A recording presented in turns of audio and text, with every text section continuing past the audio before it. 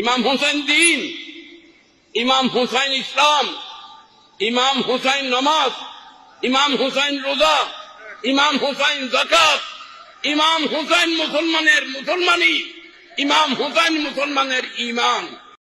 এবং হুজুর করিম সাল্লাল্লাহু আলাইহি ওয়াসাল্লাম ইরশাদ করেছেন, মান মাতা আলা হুব্বে আলে মুহাম্মাদিন জাআলাল্লাহু কবরাহু মাযারান লিল মালাইকাতির রাহমা। কোন মানুষ যদি আল্লাহর নবীর আহলে বাইতকে মহব্বত করে, সে যদি মৃত্যুবরণ করে, তার জিয়ারত করার জন্য, কবর জিয়ারত করার জন্য কেউ যদি নাও থাকে, আল্লাহ বলেন তুমি যদি আমার নবীর আওলাদকে ভালোবাসো তো তোমার কবরের জিয়ারতের জন্য আমি আল্লাহ আসমান থেকে ফেরেশতা পাঠিয়ে দেব।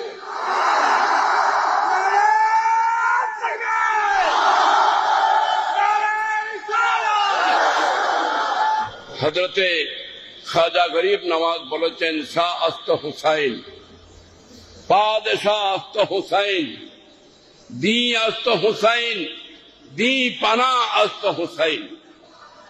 তিনি বলেছেন, শাহ ইমাম হুসাইন, শাহিনশাহ ইমাম হুসাইন, বাদশাহ ইমাম হুসাইন, দিন এবং ধর্ম ইমাম হুসাইন। এটা খাজা গরিব নওয়াজের কথা। দি আস্ত হুসাইন, দি পানা আস্ত হুসাইন।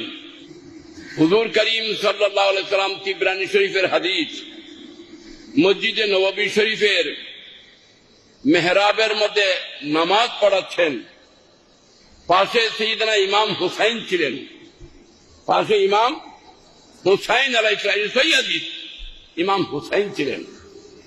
রাসূল পাক সাল্লাল্লাহু আলাইহি ওয়াসাল্লাম সাজদার মধ্যে গেলেন, আর সাইয়েদনা ইমাম হুসাইন আলাইহিস সালাম রাসূল পাকের গর্দনে উঠে গেলেন, রাসূল পাকের গর্দনে উঠে গেলেন।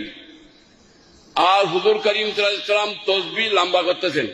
খাজা গরিব নওয়াজ ইমাম হুসাইনকে দ্বীন বলেছেন, দি আস্ত হুসাইন। আমি সেটার দলিল দিচ্ছি আপনাদেরকে। ইমাম হুসাইন দ্বীন, ইমাম হুসাইন ইসলাম, ইমাম হুসাইন নামাজ, ইমাম হুসাইন রোজা, ইমাম হুসাইন যাকাত, ইমাম হুসাইন মুসলমানের মুসলমানি, ইমাম হুসাইন মুসলমানের ঈমান, ইমাম হুসাইন মুসলমানের দো জাহান। হুজুর করিম সাল্লাল্লাহু আলাইহি ওয়াসাল্লাম মসজিদে নববীর মধ্যে মেহরাবের মধ্যে সাজদা, এটা সহিহ হাদিস। হযরত ইমাম হুসাইন আমার নবী পাকের গর্দনে উঠে গেলেন। ইমাম সাহেব সুবহান রাব্বিয়াল আলা হয়তো 3 বার পড়েন, অথবা 5 বার পড়েন, অথবা 7 বার পড়েন, অথবা 9 বার পড়েন, বেশি হলে 11 বার পড়েন। তার বেশি কি আর কোন তাসবিহ আর পড়ে কোন ইমাম সাহেব? না, বলেন না। কিন্তু রাসূল করিম সাল্লাল্লাহু আলাইহি ওয়াসাল্লাম দীর্ঘক্ষণ ধরে তাসবিহ পড়তেছেন, আর ইমাম হুসাইন রাদিয়াল্লাহু তাআলা আনহু আমার নবীর গর্দানে মোবারকে, ইমাম হুসাইন রাসূল পাকের গর্দানে মোবারকে আহরণ করেছেন। একজন সাহাবী তিনি নামাজের মধ্যে চিন্তা করলেন, এতদিন তো কোনদিন রাসূল পাক সাজদার মধ্যে সময় কাটাননি, আসছে অস্বাভাবিকভাবে সাজদার মধ্যে এতক্ষণ কেন? না জানি আল্লাহর নবীর কিছু হয়ে গেছে। উনি বলেন, আমার নামাজ থাকুক আর যাক, আমি আগে নবী পাকের অবস্থা দেখব। সাহাবী নামাজ থেকে সর মোবারক উঠাই নিলেন, সাহাবী নামাজ থেকে সর মোবারক উঠাই নিলেন, দেখতেছেন রাসূল সাজদায়, আর সাইয়েদনা ইমাম হুসাইন আমার নবীর গর্দানে মোবারকে। সেখানে রাসূল পাক যে সুবহান রাব্বিয়াল আলা বলতেছেন, আর সাজদা থেকে সর মোবারক উঠাচ্ছেন না, এই তো কারণ যে আমার কোষ্ঠে মোবারকে গর্দানে পাকে ইমাম হুসাইন বসা আছেন। এই খেয়াল আল্লাহর নবী নামাজের ভিতরে ইমাম হুসাইনের খেয়াল আমার নবী করেছেন কিনা? আমি আপনাদের কাছে বিচার দিচ্ছি, বিচার করে কথা বলেন, বিচার করে কথা বলেন। নামাজের মধ্যে আমার নবীর খেয়ালের মধ্যে ইমাম হুসাইন ছিলেন কিনা?